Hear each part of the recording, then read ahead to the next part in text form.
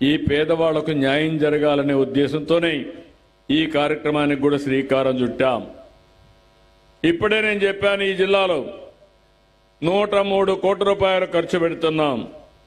ఈ మండలం 3,30,00,000 ఖర్చు పెడుతున్నాం. ఈ గ్రామం 33,12,000 రూపాయలు ఈ గ్రామానికి ఖర్చు పెడుతున్నాం. 783 మందికి పింఛన్లు ఇస్తున్నాం. నేను ఒకటే హామీ ఇస్తున్నాం, నేను ఈరోజు కష్టపడేది పేదవాళ్ల కోసం కష్టపడుతున్నాను. మీ జీవితాల్లో వెలుగు చూడాలని నా ఆలోచన. ఓసారి కొన్ని కుటుంబాలని భగవంతుడు సరిగా చూడడు. కొంతమంది దివ్యాంగులైపోతారు, కళ్ళు కనపడవు, నడవలేరు, ఇలాంటి సమస్యలుంటాయి.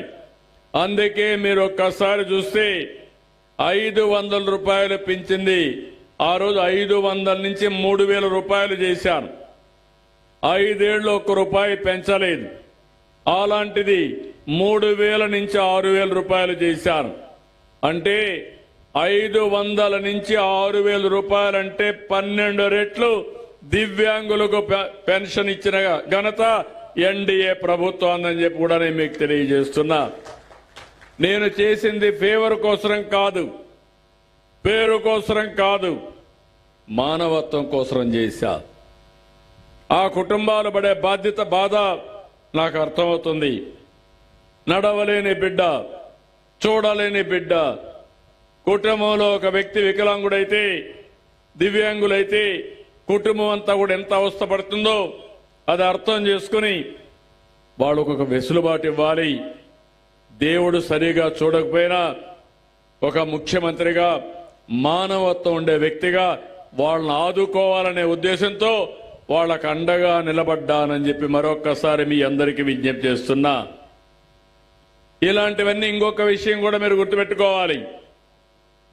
అర్హులందరికీ పింఛన్లు రావాలి. అనర్హులకందరికీ పింఛన్లు ఇవ్వడానికి వీలు లేదు.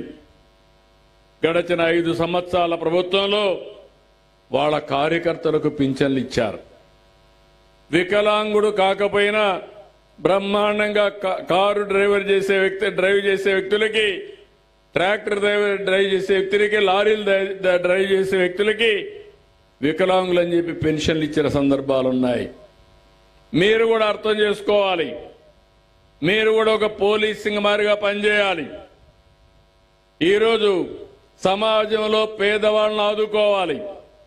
అదే సమయంలో రాజకీయ ముసుగేసుకుని ప్రజాధనాన్ని దుర్వినియోగం చేస్తే అది సబబు కాదు.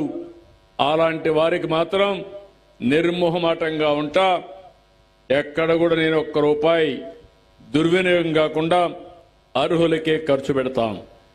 నేను అడుగుతున్నా మిమ్మల్ని, 5 సంవత్సరాల అరాచకాలు చేశారు, ఇబ్బందులు పెట్టారు.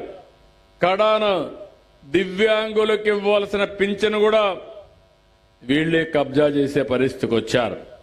అలాంటివన్నీ తీసేస్తే ఎదురుదాడి చేస్తున్నారు.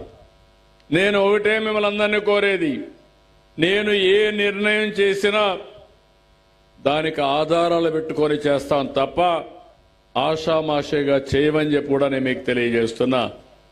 ఎన్డీఏ నాయకులకి, కార్యకర్తలు కూడా చెప్పాను, అర్హులందరికీ పింఛన్లు ఇవ్వాలి.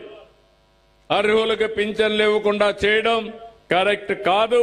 కానీ పింఛన్లు ఇచ్చేటప్పుడు మీరు దగ్గరుండండి.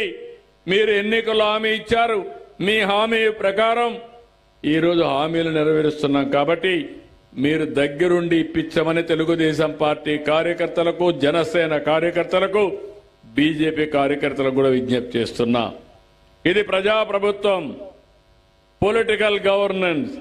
ఇదైనప్పుడు మనం చేసే మంచి పనికి మనం వారసులుగా ఉండాలి. దాన్ని ఎప్పటికప్పుడు అడ్వాంటేజ్ కూడా తీసుకోవాల్సిన అవసరం ఉంది. ఇంకో పక్క యువత చాలా